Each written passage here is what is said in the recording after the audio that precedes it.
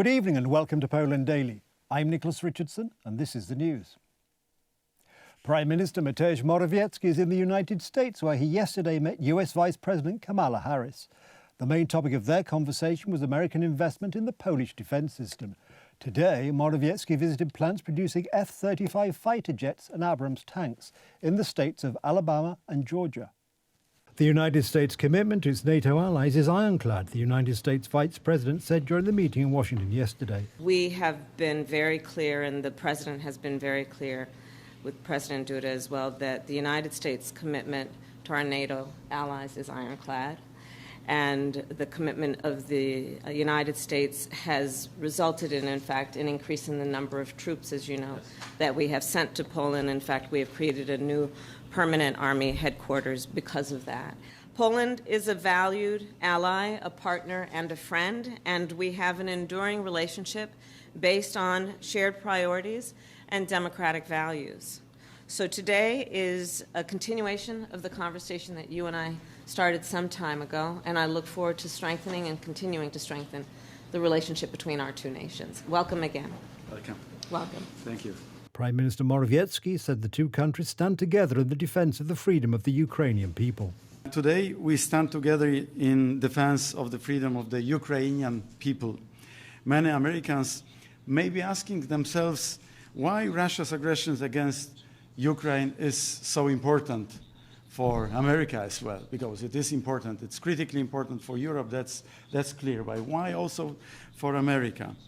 The answer is Russia's attack on Ukraine is only the beginning. The consequences of this war have already reached the USA.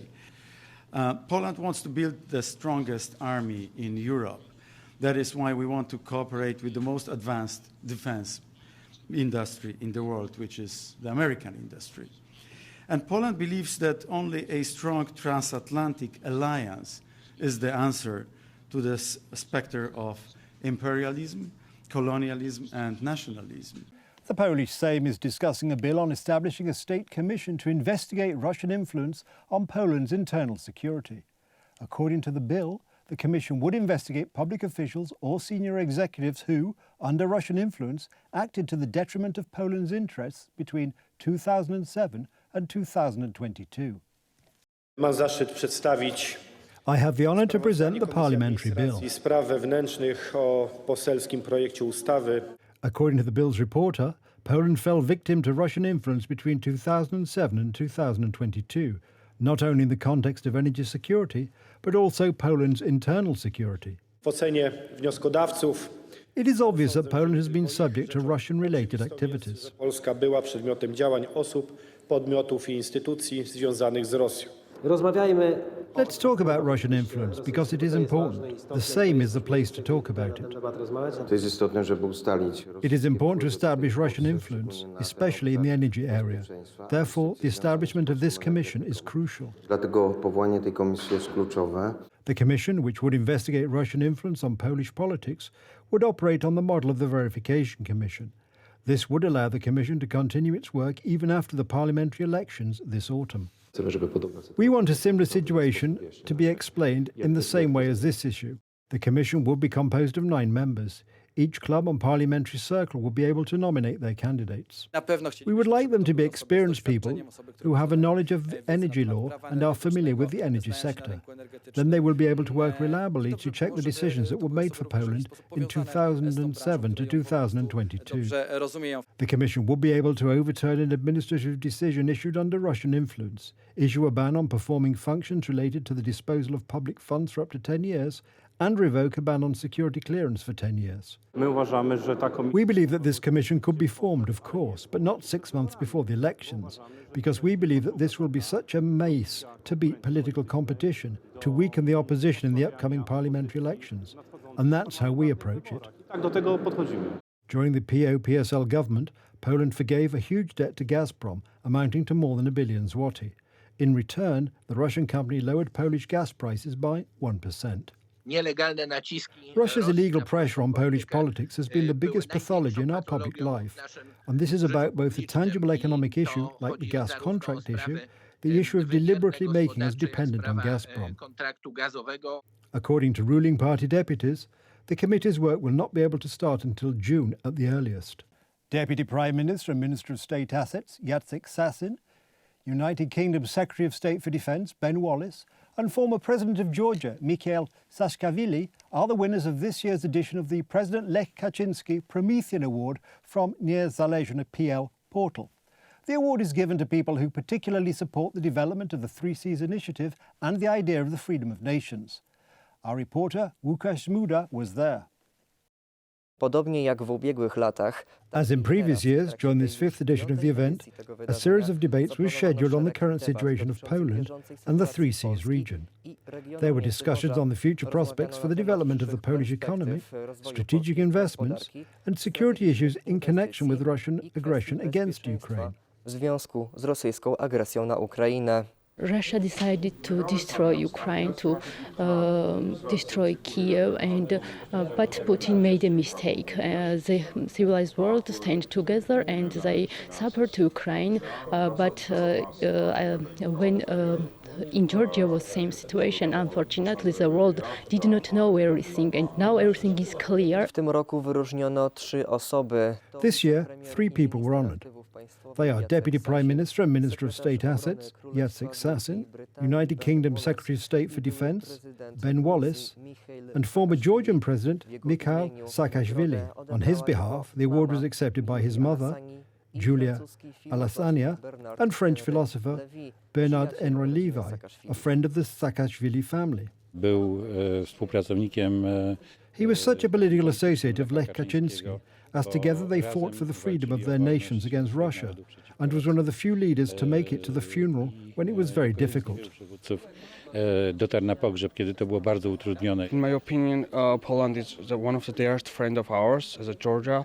In 2008, and the war and support from Poland was one of the most incredible things that any country could do at that moment. Prometheism is the idea of rebellion against the superpowers and powers trying to limit the freedom of individuals and societies and nations. In the 1920s and 1930s, in the 20th century, it meant in practice the political and military cooperation of the authorities of the Second Republic with the immigrant elites of nations enslaved by Russia and the Soviet Union. The direct author of this concept is Marshal Józef Pilsudski. The direct continuer of the idea of Prometheism in the 21st century was the late President Lech Kaczynski. He sought to bring Poland, Ukraine, Georgia, Moldova and Azerbaijan closer together through, for example, economic cooperation in the field of energy.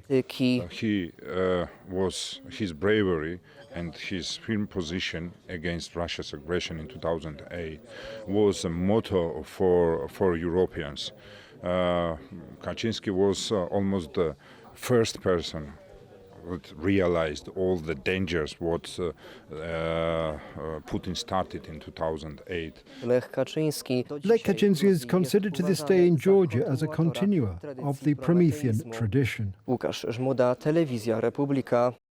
Earlier today, United States President Joe Biden urged Northern Irish political leaders to restore power sharing to the Stormont Assembly, with the promise that scores of major United States corporations were ready to invest in the region as he marked the 25th anniversary of peace in Belfast. U.S. President Joe Biden, who is fiercely proud of his Irish heritage, spent just over half a day in the province where he met British Prime Minister Rishi Sunak before traveling south to the Irish Republic for 2.5 days of speeches and meetings with officials and distant relatives. The brief Belfast stop comes against the backdrop of the latest political stalemate in which the devolved power-sharing government, a key part of the 1998 peace deal, has not met for more than a year because of a row about post-Brexit trade arrangements.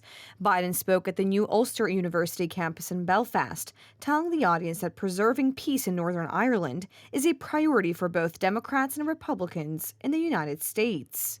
Those of you who've been to America know that there is a large population that is invested in what happens here, that cares a great deal about what happens here. Supporting the people of Northern Ireland, protecting the peace, preserving the Belfast Good Friday Agreement is a priority for Democrats and Republicans alike in the United States, and that is unusual today because we've been very divided on our parties. This is something that brings Washington together It brings America together. Peace and economic opportunity go together. Peace and economic opportunity go together. In 25 years since the Good Friday Agreement, Northern Ireland's gross domestic product has literally doubled. And I predict to you, if things continue to move in the right direction, it will more than triple. There are scores of major American corporations wanting to come here, wanting to invest. Many have already made homes in Northern Ireland, employing over 30,000 people. Biden said the recent Windsor framework deal between the European Union and the UK to ease post-Brexit trade barriers between Northern Ireland and the rest of the United Kingdom offer the stability and predictability to encourage greater investment. Now, I know the UK's departure from the European Union created complex challenges here in Northern Ireland. And I encourage the leaders of the UK and the EU to address the issues in a way that serve Northern Ireland's best interest. I deeply appreciate the personal leadership of Prime Minister Sunak and European Commissioner von der Leyen to reach an agreement. The Windsor Framework addresses the practical realities of Brexit and it's an essential step to ensuring hard-earned peace and progress to the Good Friday Agreements, that they're preserved and strengthened. President Joe Biden will address the Irish Parliament tomorrow. That's the news. Thank you for watching. Stay with us for the weather, Poland Daily Business and more programmes. But from me, it's have a good night and a better tomorrow.